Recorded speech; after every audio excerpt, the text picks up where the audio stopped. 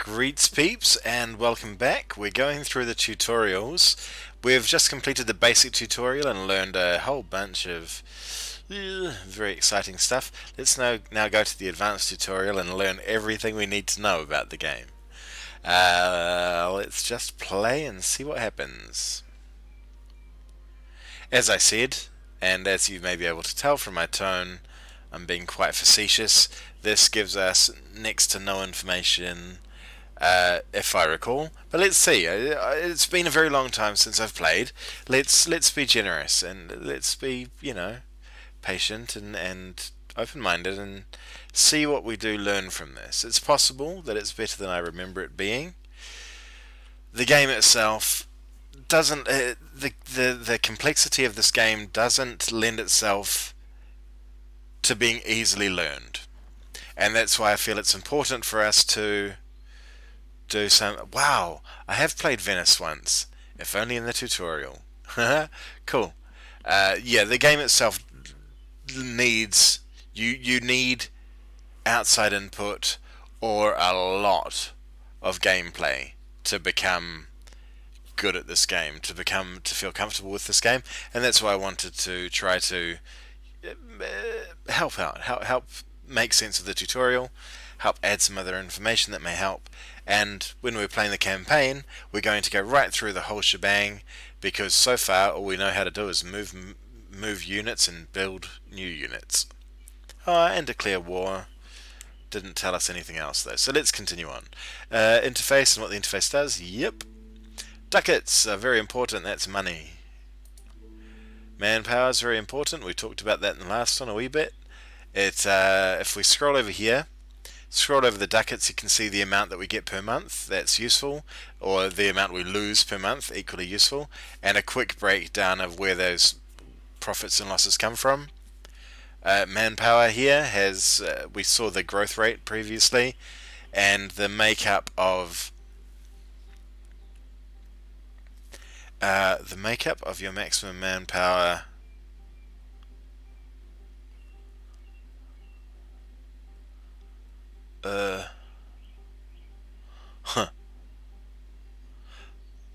Okay, so with that manpower, nope. What? Base of 10,000 from provinces 7,491. So does that mean we've got a maximum of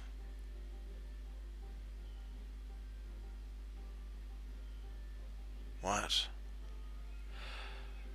Okay, I can only imagine that we've somehow ended up with that extra 496 somehow, and that it will, were we to spend that manpower, it would decrease.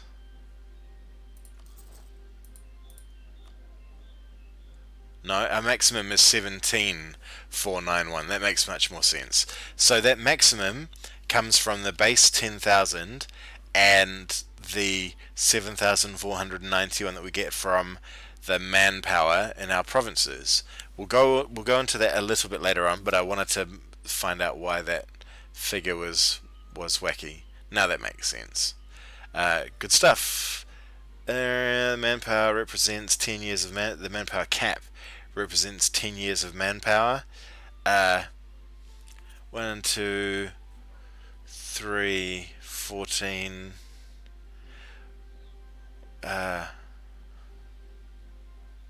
God, does it?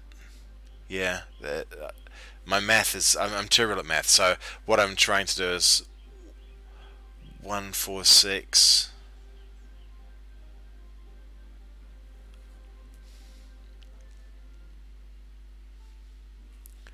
146 times 10. Let's have a look here.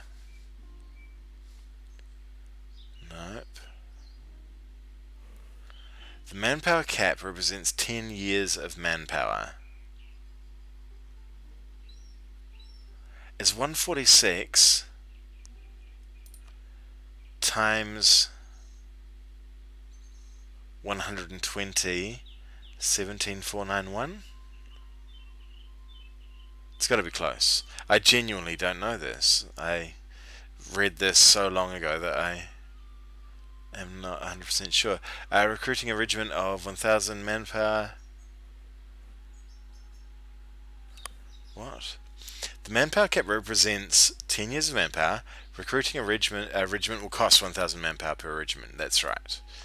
So we don't need to hire that dude.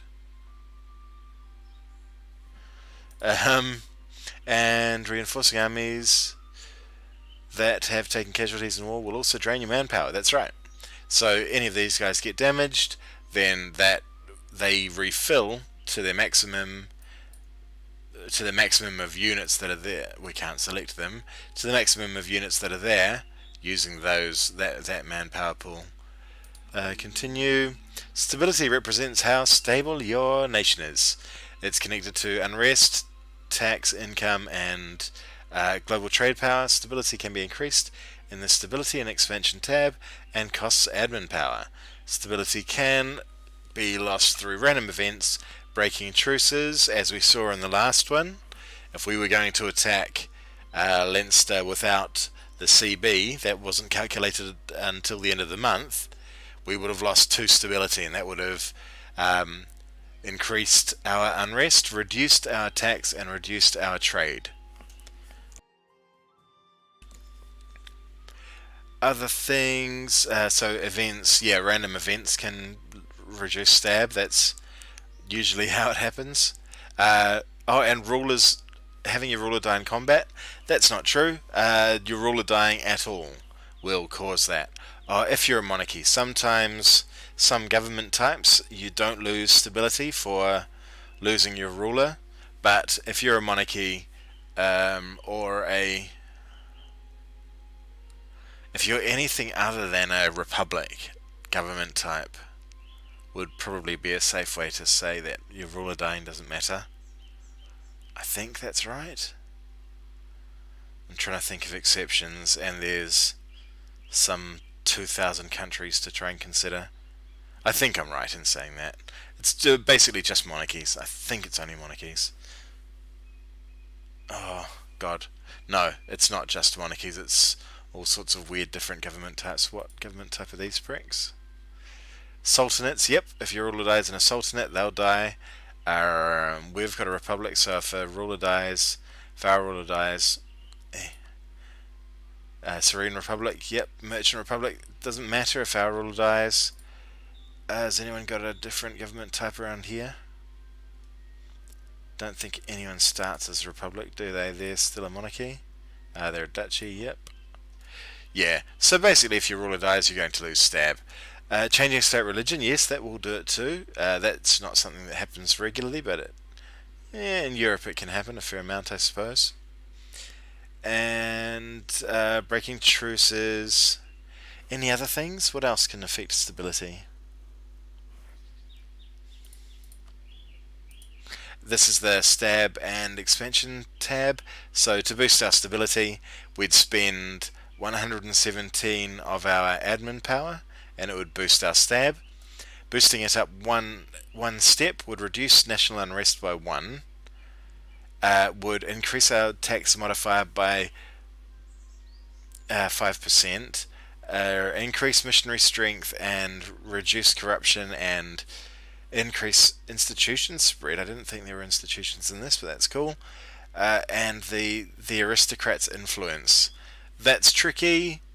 That's an advance. That's to do with the government type that we are. I won't explain that because there's a lot to explain there, and it's very much yeah. When you're a republic, you have different factions, each of which are vying for control. At the moment, these guys, the aristocrats, are in charge, but there's bonuses and penalties to having them in charge. Bonuses and penalties for having the other guys in charge, and you can boost the power of these other factions, or the one that's you can boost the power of any of these factions by clicking the boost button and spending your power to do it. Military power, diplo power, or administrative power respectively. Hopefully that makes sense, and that will do for a quick explanation. What was that about? Yeah, so there's our stab. At the moment we've got 0, it does nothing. Prestige is gained by winning battles, wars, or through random events. Prestige gives your troops increased morale. You get better legitimacy, which we'll come to in a second, and better relations over time. Um, yep, that's largely true. There's certain types of things you can do when making peace that will increase the amount of prestige you can get. There's a lot of them, so we'll probably come to that later on. I'll make a note of that. So prestige bonuses in war is a very important way to farm prestige.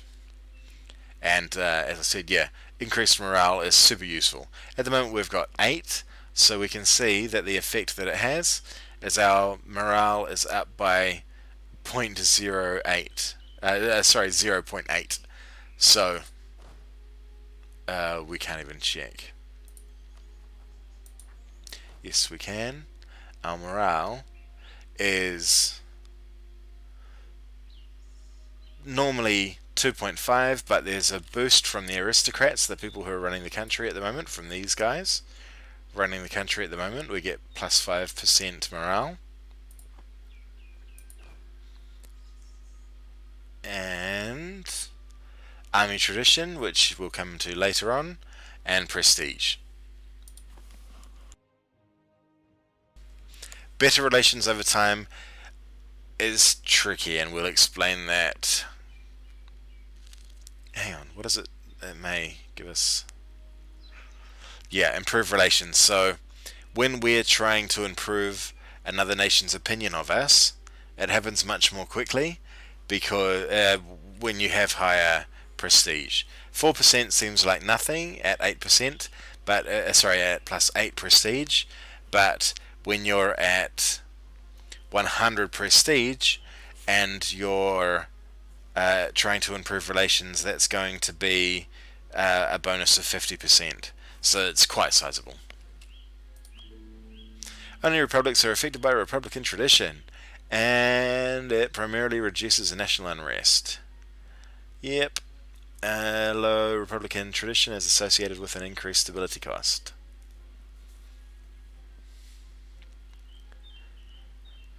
So why they've chosen a republic to demonstrate this with, I don't know. But having high republican tradition only affects unrest, nothing else. It's for that reason a weird choice.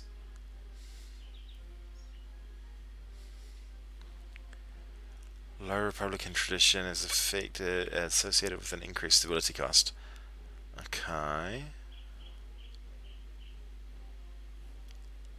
So there's a hidden penalty in there by the looks. If we had low republican tradition, it would cost us more than 117 to increase our stability. As it is, we've already got religious unity issues, which are costing us extra to increase our stability. We'll go into that later on if they don't mention it. Power production, value of power projection, is a value that reflects how good your nation is at flexing its muscles, of how tough we are, how important we are, how scary we are, in relation to our size, basically. No, not really. Just how... That's a really good way to explain it, to be honest. Flexing its muscles, that's right. Whether we've been pushing other countries around, whether we've beaten up our rivals. Your rivals always need to be of a similar size to you, or almost always need to be of a similar size to you. So if you're beating up on your rivals, then your power projection is going to go up, and that has lots of great bonuses. Selecting rivals and taking aggressive actions against them, it will increase. Having power projection can give you bonuses to your country, privateering bonuses, privateering, winning wars, embargoing, supporting rebels, all things that boost your power projection. There's a couple more. Well, not having enough rivals reduces it, and at the moment, this thing says that we need 3 rivals, and we have none. There we go. So, oh god. We've got three rivals and we have none. So we'd need to choose rivals to get rid of that monthly penalty. The best bonuses to power projection. When you get 25, you get one free leader. Leaders are things that characters, I guess, that boost your armies and your army or your navy's ability to fight. There's various things they do. We'll come to that later. But having an extra leader is really useful because you don't have many. You start with two, I believe. Yeah, two leaders, and that's not many. By the time you are controlling all of Italy and you've got 5 different armies, ideally you'd want 3 leaders, and so having 25 power projection will allow that without any problem. Leaders without upkeep is the term. We'll come to it later. And having at least 50 gives you 1 free of each of the monarch points, and that's huge. Considering you get 7 per month, we get 7 per month at the moment, 7 per month and 7 per month. That's an increase of 21. We got an extra. It's an extra. Blah, blah, blah, like 18% increase on our. God, I hope that's right. Um, and it's 18 times 7. Sounds about right. 70. God, no, that's miles off. Uh, uh, 15. Yeah, about 4.8 percent per. No. Yeah, 4.8% increase. No. 14. There we go. 14% increase. 14.8, somewhere around there, percent increase per month, which is a big deal. That's a huge modifier to the amount of these, and these are the most important things in the game, basically, arguably. But at a very rough explanation, the more of these you can get, the better your nation's going to go. And yeah, so by beating up on our rivals, we can get that. We can get that power projection over 50. It does decline each year. It disappears each year. So you have to keep roughing it up with your rivals. But that's cool. Envoys are characters that are used to perform different tasks. Merchants collect income from trade and steer trade. Colonists found new colonies. Diplomats do diplomatic actions. Missionaries convert provinces. And they return when they've finished performing their tasks that they do. So we've got 3 merchants, and 3 of them are available. We've got 0 colonists, 0 available. 3 diplomats, which I'll refer to as diplos because I'm lazy, and they're all available. And we've got 1 missionary who's available, and yeah, good news. You have 3 resources which combined are called monarch points. These are admin points, admin power, diplo power, military power. So admin, diplo, and mil is how I refer to them henceforth. Points are you gain monarch points each month, and the amount depends on your rulers and your advisors' skills. That's true most of the time. We can see here that we're getting 7 per month, where you get a base of 3, then our ruler gives us 4. We've got a base of 3, we've got a ruler gives us 4.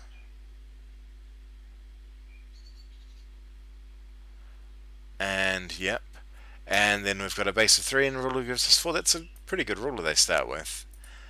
A 444 is not bad. It's slightly over the average. Best you can have is 666. Lowest you can have is 000. So if you're above a 333, if you're above 9 points, I guess because it's in the middle there, you could say above 10 points. Above 10.5 and you're doing well. You're ahead of the curve. There's other factors that can be added into this. Some nations automatically get free diplomatic points. An example is, I think, the Mamluks, who... No, I think it's their ruler gets a free boost to his admin power. And I think the Ottomans maybe get a free boost to one of their skills as well. But it doesn't show up as a national bonus, does it? It shows up as the ruler. Oh, I can't remember. Regardless, 444 is cool. And the advisors, I don't know whether it's going to explain advisors, so I might just leave that for later. Alerts notify you about information you might want to do something about. That's right. So we've got too few rivals, and the reason that's up there in bright red with that little illumination is because it's an important one. Each month we're losing 0.3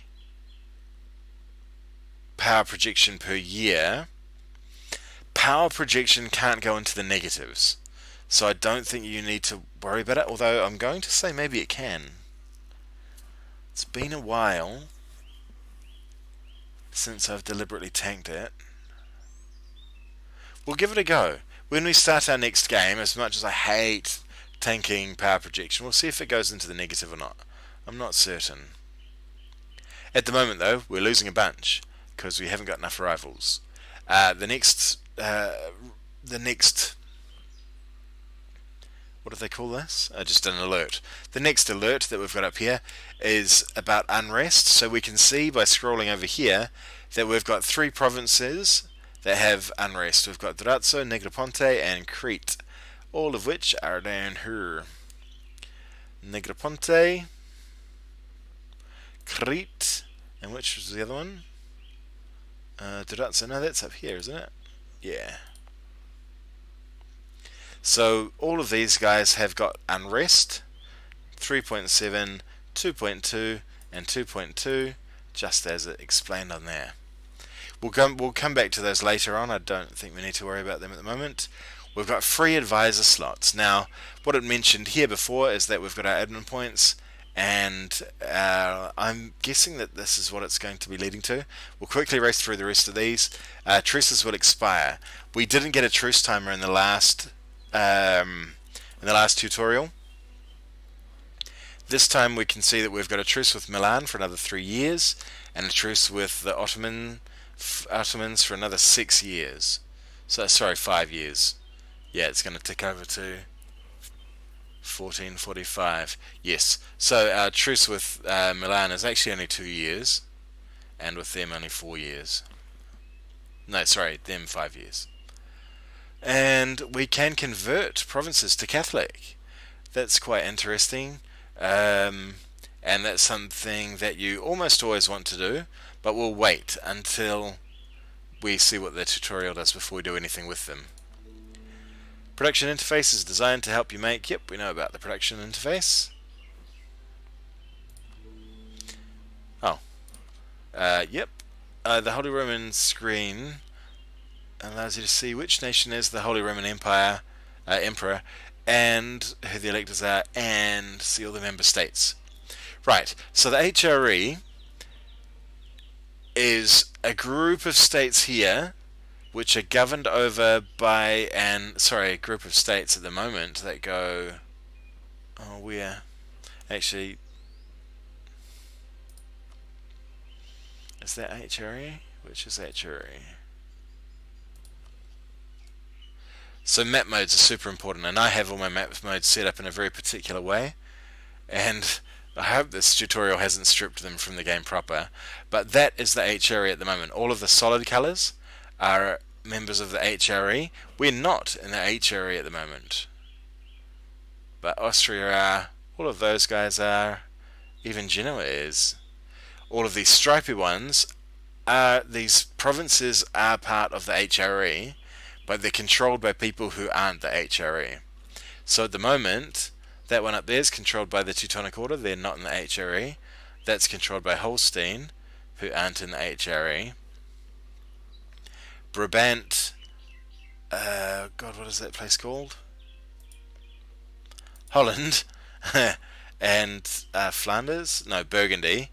Control those. Provence, Burgundy, Lorraine, Burgundy, Venice. Oh, we control a province which is in the HRE. They won't like that. So let's click on here. Let's see what's going on. So that was the borders of the HRE. Within the HRE, there's an emperor. He was denoted by that. He was purple coloured. You would have hopefully noticed that before.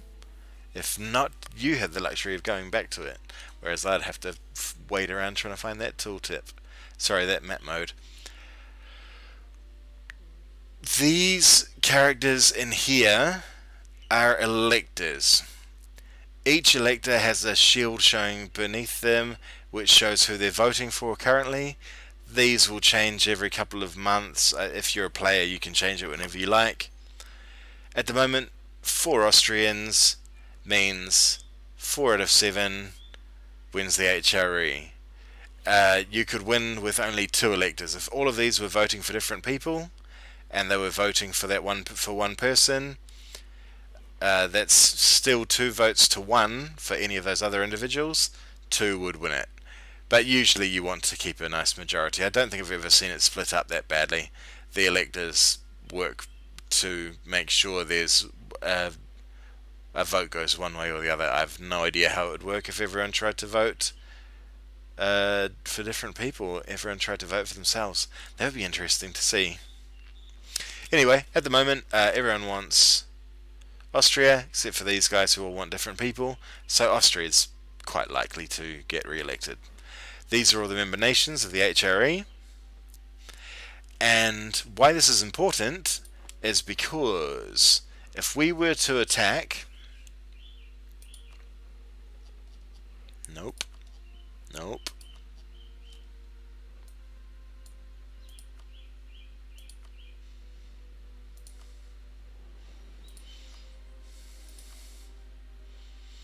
Oh god, I can't do it. If we were to attack any of these countries that are marked green, Austria would defend their allies would defend them, and Austria and Austria's allies would defend them. So knowing who's HRE and who isn't is really important. We'll come back to that. Oops. What? Nope. We'll come back to that later. Anyways, let's click there. Yep, that's fine. We've seen the members, we've seen the map mode, we've seen the electors, and we've seen the emperor. The emperor has all sorts of different bonuses. We'll come back to the HRE later. We might do it and have a look in our campaign. I like the idea of playing as Spain and trying to... Yeah, we'll come to it later. The papacy. If your state religion is Catholic, you'll have access to the mechanics related to the papacy. We surely will. Papacy view gives you information about papal influence and what you can spend it on. Every time the Pope dies, a new one must be chosen from the active cardinals. You may invest papal influence to increase the chance of you being the next papal controller. Oops. So what we can see in here is that we have 0.13 papal influence. Each year we gain 0.56. Doesn't sound like much when you consider that any of these bonuses that the Pope can give you... What one's missing here? Oh yes, okay. So there's a button missing here because of our government type. If we were a monarchy, we would get another button which allows us to boost our legitimacy, but because we're not a monarchy, we've got Republican tradition, the Pope has no effect on that. Whereas if we had a hereditary ruler, the Pope could sort of give him a divine sanction and say, yep, this guy is the business, and give him a boost to the legitimacy to say that yes, this guy's ordained by God kind of nonsense. The various bonuses in here are really useful. That one is wonderful, nice big old bonus to tax of 15% per year, per month. That's great, but it costs 100, gives us 1 stability boost. That one's very important. increases your manpower recovery. That boosts trade. That boosts prestige. 1 prestige per year. Forgive usury increases your inflation reduction, so decreases inflation, and reduces interest per annum as well. And that one gives you more diplomatic reputation. Dip rep's a tricky one to explain. We'll come back to it later. But where the tag before said that we were able to invest our points to try to become papal controller, to do that you tick there. Each time you do it, it increases by 5? No. Yeah, by 5. So the first boost to get in charge of the Pope will cost 5 papal influence. Next will be 10. Next will be 15. Next will be 20. It may scale higher than that. I can't quite remember, to be honest. It's been a while since I've battled for the Pope, for the papacy. But it has some really nice bonuses. When you do it, you get all of those. That aggressive expansion impact, really useful. Extra leader, cheaper technology, more advisor choice options, cheaper advisors, more prestige and more diplomats, and cheaper stability. It's freaking excellent, as are excommunication and call for crusade. If you get a chance to become the papal controller, well worth doing. But it's also quite useful to check how old the Pope is before you do it. In this case, the Pope is 61, so he has a reasonable chance of dying. If I could become papal controller now, yeah, that'd be amazing. Great start to the game. You'll have a hard time against France. France typically... yeah, let's actually quickly go through this, because I really don't imagine the tutorial will explain that further. Your papal influence is boosted by having controlled cardinals. Actually, even if we had papal influence, we wouldn't be able to invest it because we have no active cardinals. So the Pope gives out cardinals to nations that are large enough. It's kind of a weird thing.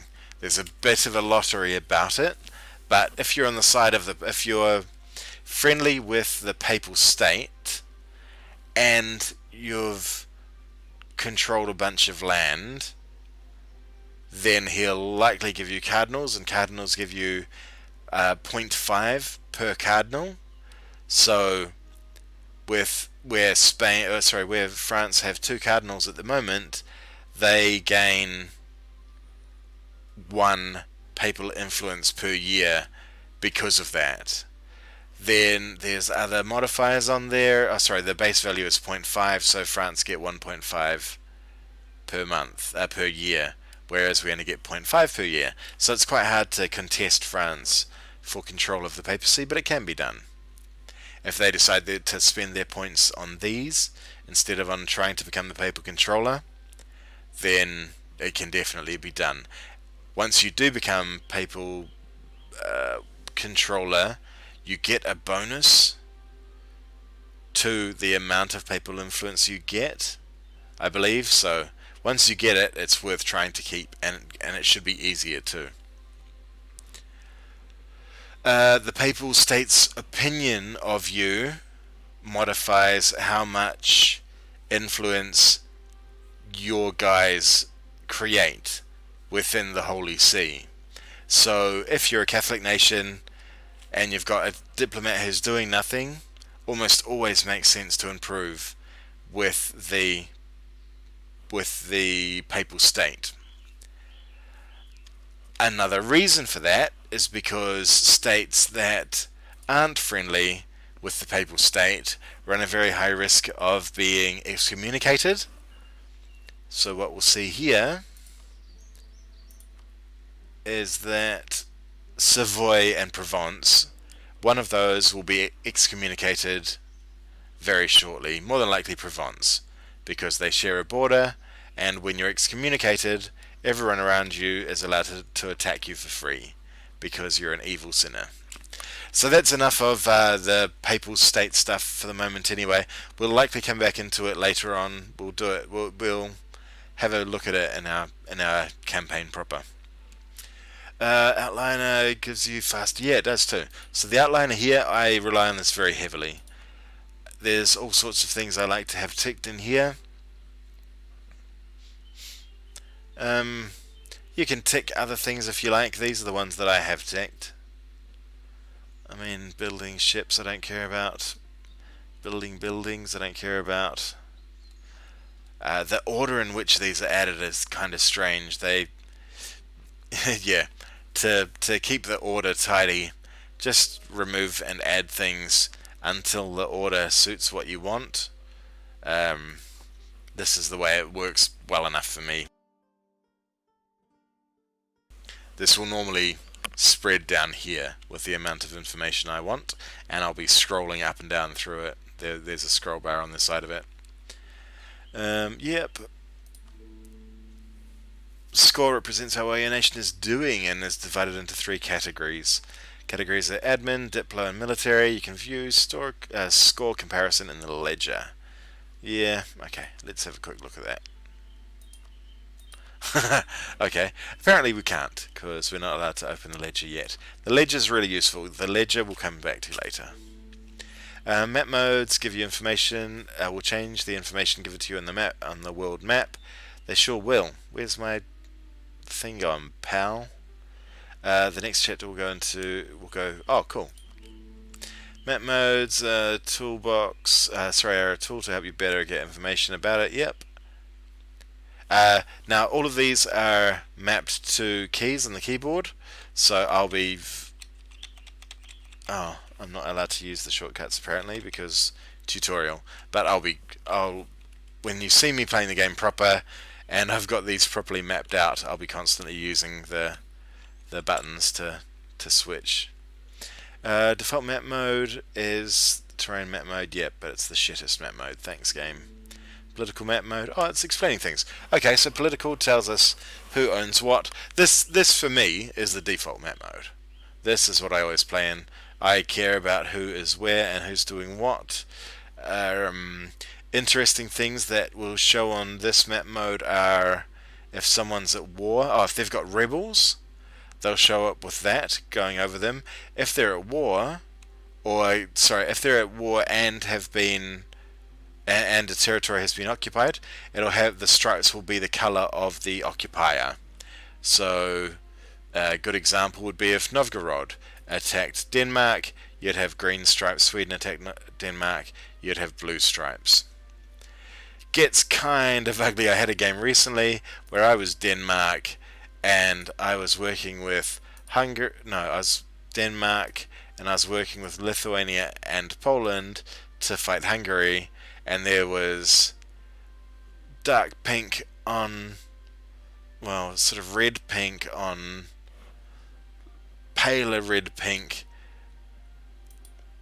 and dark pink lines across brown. It all got a bit confused, but clicking on the state will tell you who controls it. Occupied by Danish pretender rebels.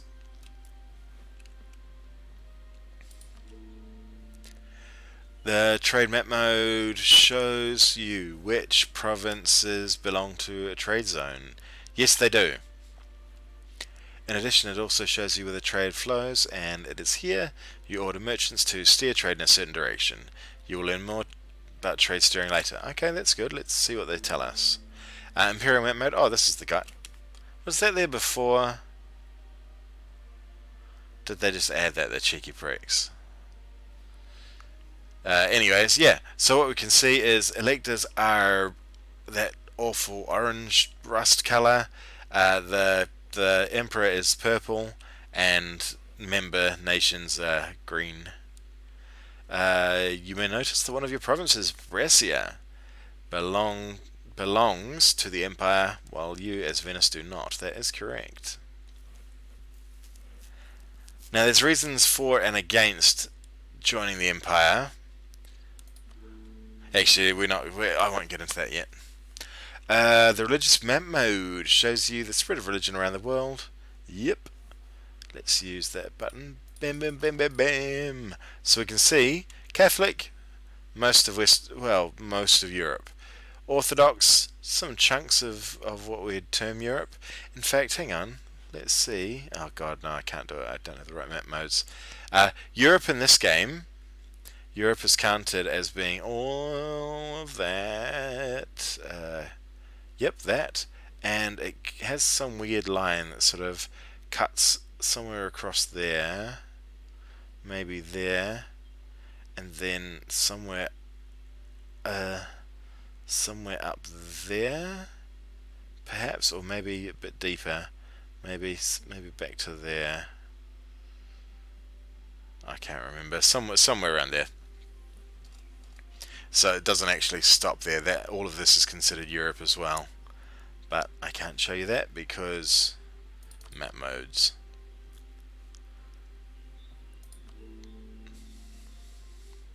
Our Diplo map mode shows us our core provinces. They're all tagged as green.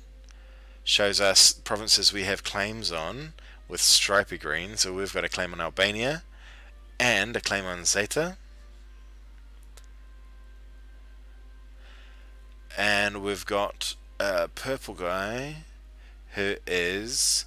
we're guaranteeing them. I never use the guarantee mechanic normally. It's a really dangerous mechanic. But... yeah, well that's interesting to know because you'd never have seen it otherwise. If someone's guaranteeing someone, it shows up as purple. I guess maybe I'd see it in a game, but the AI doesn't use it that often either. Just Venice starts guaranteeing a whole bunch of places, including places that it's got claims on. So it's guaranteed Albania, but has a claim on it. Just weird. Other things you'll see in here are royal marriages. If you're a monarchy, royal marriages will show. Let's choose them and see if they've got any royal marriages. They've got allies. No royal marriages. They've got... well, they might be allied and royally married. No royal marriages.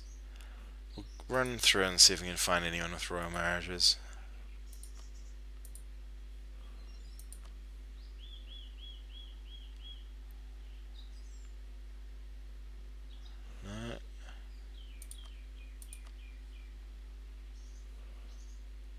No, okay, maybe royal marriages are established after the game starts. That's interesting. But royal marriages show with a different colour anyway, so that's something to be aware of. And many more map modes, there sure are. And you've deleted mine, and I hope to God they're still there when I start the main game, you prick. Try clicking one of the additional map modes. Yeah, let's have a look at accepted cultures. Aye. Alright, so the accepted cultures that we've got in this country. So Venetian is a primary culture. We love Venetians. We don't like Lombards. They're not an accepted culture, but they belong to our primary culture group, which I think I showed you. No, I didn't. That was in something different. So this whole area all has Latin cultures, including way over there. They're part of the Latin culture group. Because we are in the Latin culture group, that shows up as yellow. Whereas, if we have a look down here, the South Slavic Albanian culture is not accepted by us. That has an effect. If we scroll over here and see a yellow culture, we can see that they pay us less tax, give us less manpower, and we get less sailors. Negative 15%? Yes. Oh, sorry. Was that across the board? No. Okay, so negative 15, 15, and negative 10. Let's have a look at Duratsu. Not accepted culture, we get unrest, we get negative 33%, 33%, and negative 20%. So that penalty is doubled, more than doubled, and we have and our missionaries have a harder time as well. Oh, and the unrest. So that's a really big deal. That's no good to us at all. We'd need to change that, and there's a variety of ways to do that. We'll come to that in the future. Just bear that in mind, though, that unaccepted cultures can be a real pain.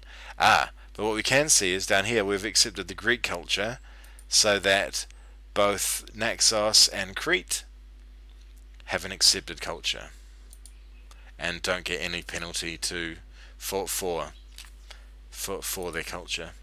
Try clicking one of the additional map modes. Yep, we've done it, buddy. Concludes the chapter. Very good. Trade is an important part of Europa Universalis. It sure is.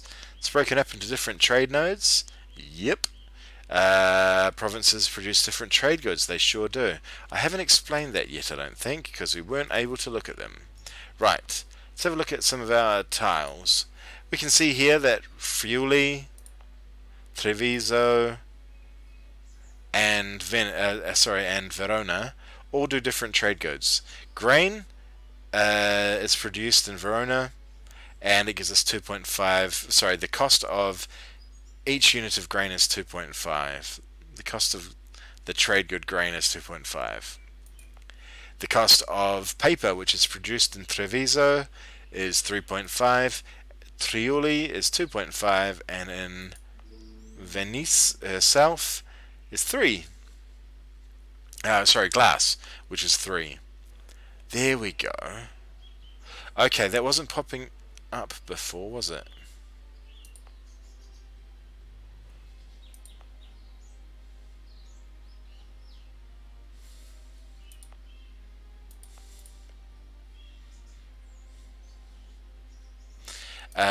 There was that bonus. Who produces? Someone does cloth around here, I'm sure. There we go.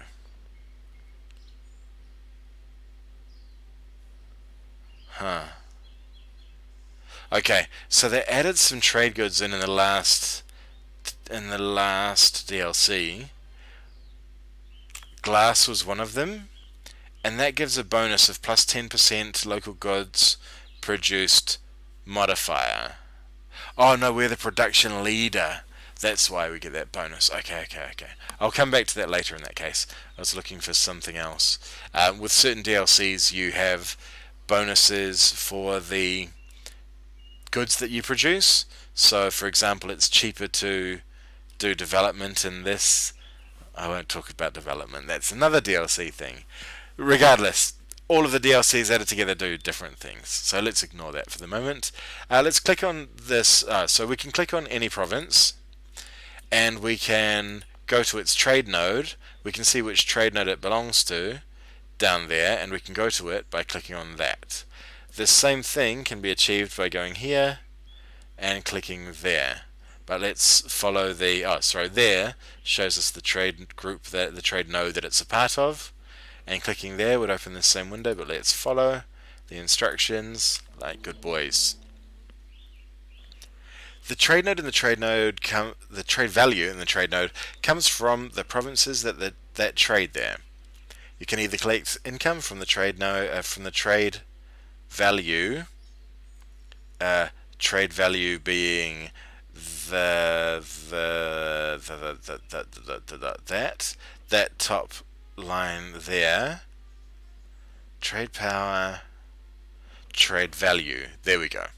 So the trade power total is 65.4. We control 35% of that trade. That trade value is converted to actual money there by averaging all of the trade goods. No, it's not. All of the trade goods are converted to trade value and then added together in a dollar figure. I think that's right. Now, I don't know if I've mentioned this before, but to explain trade, check out, I'll put the link in the description. Riemann's paradox's explanation of trade is spectacular. Far better than this will do, far better than I will do, but let's carry on anyway, trying to explain things that I don't explain. Of the 7.59, 2.74, is that 39% of that? Doesn't sound like it. Oh yeah. 2.74 times a little bit less than 3 would be about 8, wouldn't it? Yeah. Okay, so we're getting 35% of that there, which is 2.74. It says 2 in brackets, it's actually 2.74. Trade power is very important. Yes. So if we got more trade power, which we'd do by controlling more of the territory in this node, or by having heaps and heaps of trade ships, or by blockading other people that were in here, or we got more merchants that were pushing more trade power to this node. There's lots and lots of things we can do to increase that percentage of the take that we have there. Yeah. I imagine that'll explain it. Oh, collect from trade. So at the moment, we're collecting from trade by default because this is our main trading port. Our main trading port. So we're going to set one of our merchants to collect from there. We'll send Vittore. Your merchants can perform 2 different actions in a trade node. We can only collect from there, but from here, let's see what it says. Have a merchant collect from trade in Venice. Yep, very good. I've done it. Didn't I do it?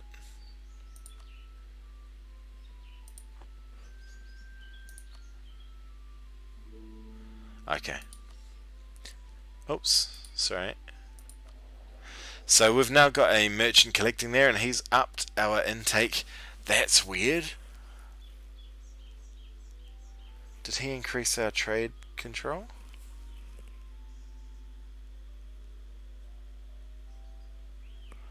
Venice, we've got 35.5.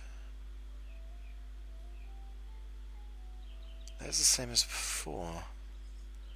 So that went from 2.74 up to 3.0. Okay.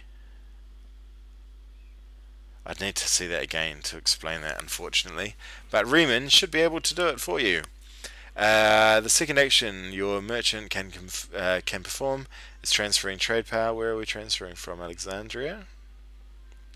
So we've got 3% control. We've got 3% trade power in Alexandria. We're going to set Gianpiero Erno or Emo. I can't quite tell.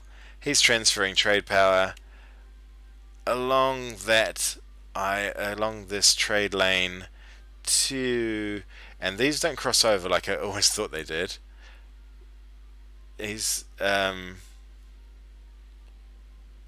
Why would I think they crossed over? No, it's not that one that confuses me. It's got to be something else. So yes, that goes through to there. So he's now increasing the trade that goes into this node, which should increase the amount of money we take away, but it shouldn't affect our trade power, I don't think. Select Alexandria and then remember to unpause the game, no problem. Is he not there yet? Okay, so yeah, we're collecting 3.07 and I can only guess that's because of other nations. I don't think we've done... our guy isn't there yet. Hurry up, Giampiero. How long does it take to get to Alexandria, mate? The trade map mode shows you the different trade nodes, which all steer along them, and the trade is steering trade from Alexandria to Venice. Trade can only flow in the direction that the arrows are pointing. Yep. Some trade nodes are so-called end nodes, which means trade cannot be steered away from them. Venice and Genoa are 2 end nodes. I think there's only 3 trade end nodes. So Venice, if you control Venice, your trade is trickling to you from all around the world, basically. Control Genoa, same deal, trade's trickling to you from all around the world. And control English Channel, trade is trickling to you from all around the world, including all of the New World. So that's a really good trade node, that one. If you can control that one, it's very hard for people to siphon it from you. So you control all of those provinces and do some other stuff, and yeah, you'll make some money, boy, let me tell you. Trade power determines how much trade value is transferred from one trade node to another. Yeah, that's right. So we're controlling 3% trade here. 3% of the trade power means that 3% of 10.9 is being pushed down there. Now 3% of 10.9 should be 0.3% by itself.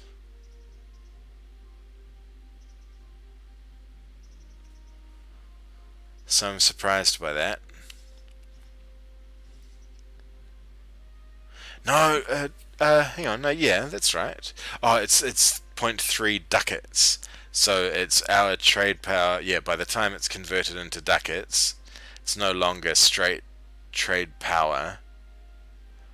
Oh, that's our trade power. What? What's the trade value in the thing total? So we're 3%, so it's got to be 300. Has got to be the total trade power in this place.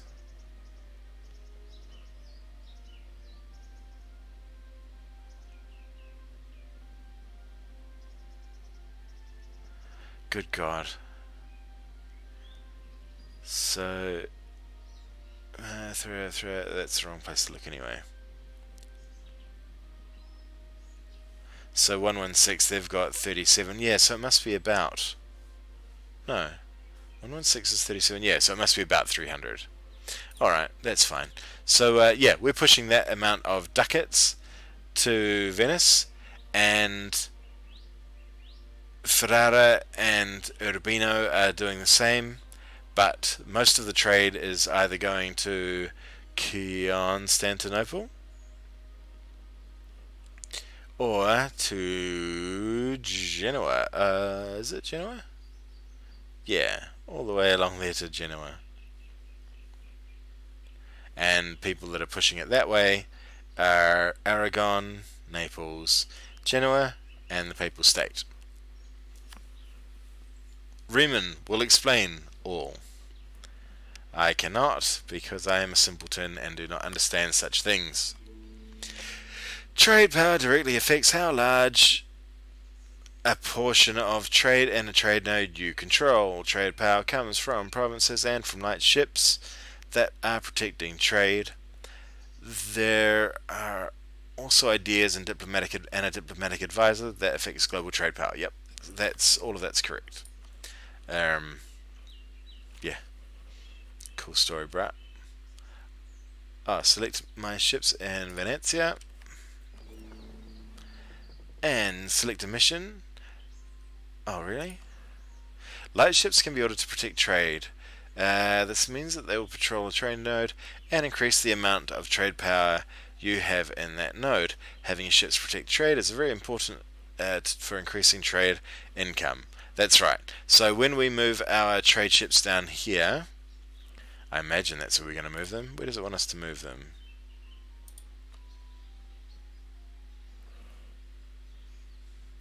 Have your ships protect trade node. Okay, so when we're selecting a trade node that we want to select, the default assumption would be that it would make sense to have your trade ships work in your own trade node that you control, but apparently not. In your home trade node, but apparently not. It never does. Why? I've no fucking idea. It should. In my head, you want to protect your trade interests, you have your trade ships working in your trade node. Apparently not, though. That makes you lose money. So let's try and send them to Alexandria instead. So there's a problem here. The reason that all of these options will lose us money when compared to the amount of money we'll make from having our trade ships increase our trade power is that we've got galleys and transports involved, which can't do that stuff. With now only light ships involved, we would make money at Venice, but would make a little bit more money at Alexandria. And a wee bit of money at Constantinople, but we've not got any merchants working there. So let's do this. Let's have a merchant. Well, no, because we'd need to have. Yeah, okay. It is slightly tempting to have them at Constantinople because Constantinople's a very rich trade node, and it has a route that sneaks out to Ragusa that a lot of people are pushing. So if we had two more merchants, I'd be tempted to have one there, trade ships working there, have one pushing through here, and then one pushing through here, and then do some more trade ships there. And because I think we'd make more money, well, I'd half my trade ships maybe. I think we'd make more money pushing Constantinople trade through Ragusa than we would from here, from directly here, but we'll try it anyway. Let's send them to Alexandria, and where they'll make 0.1 ducats per month. We'll wait for our ships to get there. They take it. I think they take to the end of the month.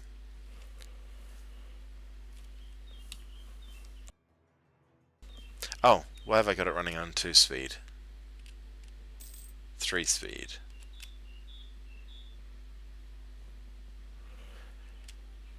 Have your ships protect trade in a trade node. Oh, hang on. Did it mean all of my ships? Because that's a stupid game.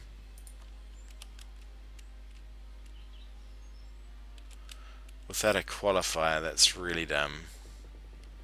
Oh my god. Okay.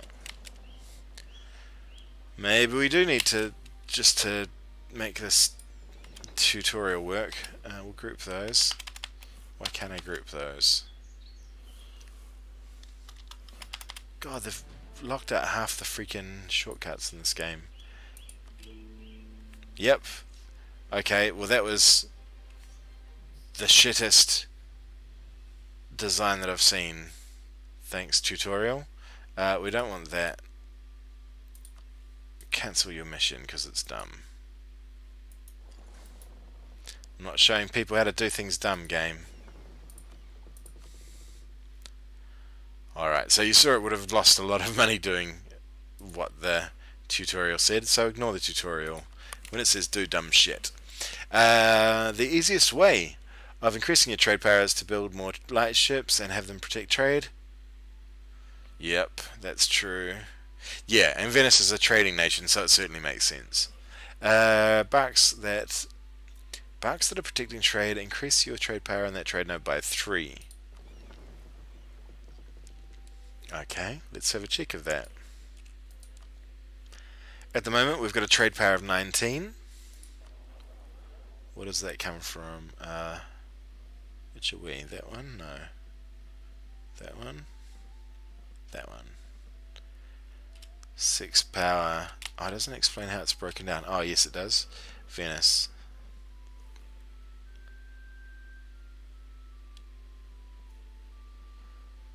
Oh god, I didn't check the numbers before. But I think that's boosted up. No, 0.87. 1.9. Okay. Yes, there was the month off and then the month on and then changing the ships. Yes. Now it makes sense. Cool. So our trade power has gone up. Our percentage of the trade power has gone up. And we are pushing extra trade through to Venice, where we collect more money. Lovely. The production interface, top left corner. Yeah. 5 light ships, let's do that. 5 light ships. 1, 2, you can see that they're quick. 4, 5, how are they that quick?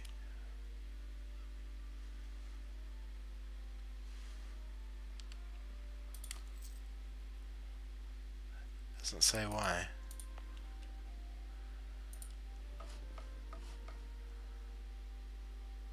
Oh, because tutorial, negative 90%. Okay, so they don't normally take that long. They normally take like a year to build, whereas these bricks are going to be done in, oops, we'll stay on that view. They're going to be done in no time.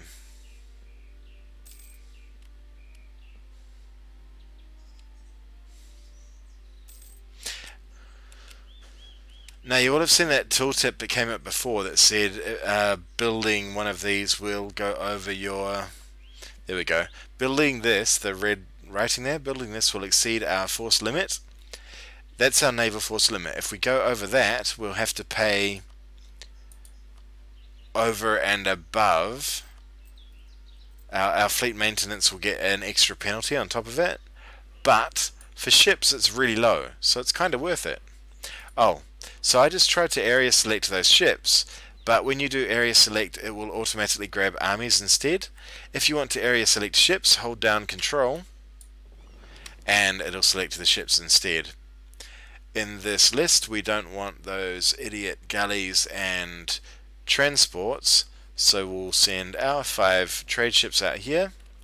This concludes the end of the trade chapter. Yep, fine.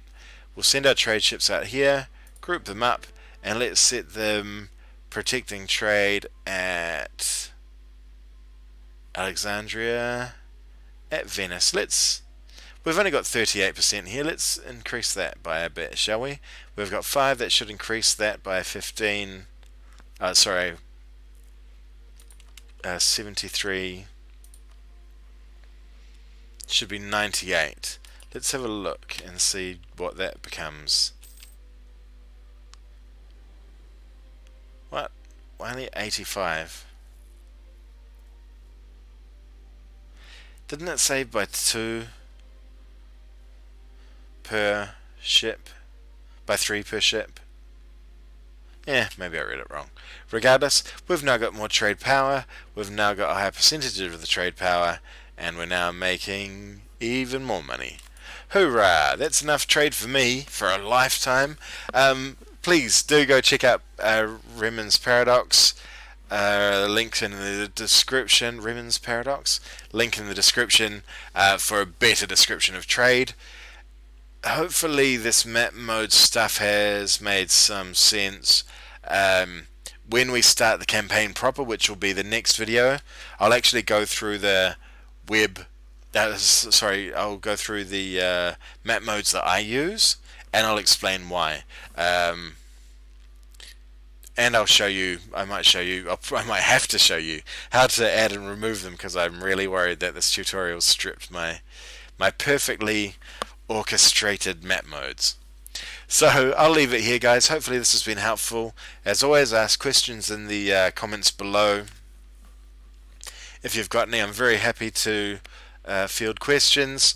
Other places to look if you've got a weird question or I'm not responding, go to the Wikipedia, which is also in the description, and join the Facebook group on Facebook. It's a great group, very active. Lots of interesting people there. Not too many flame wars. The admins are really good guys. All right, thank you so much. We'll see you in the next video. Have a wonderful time. See you then.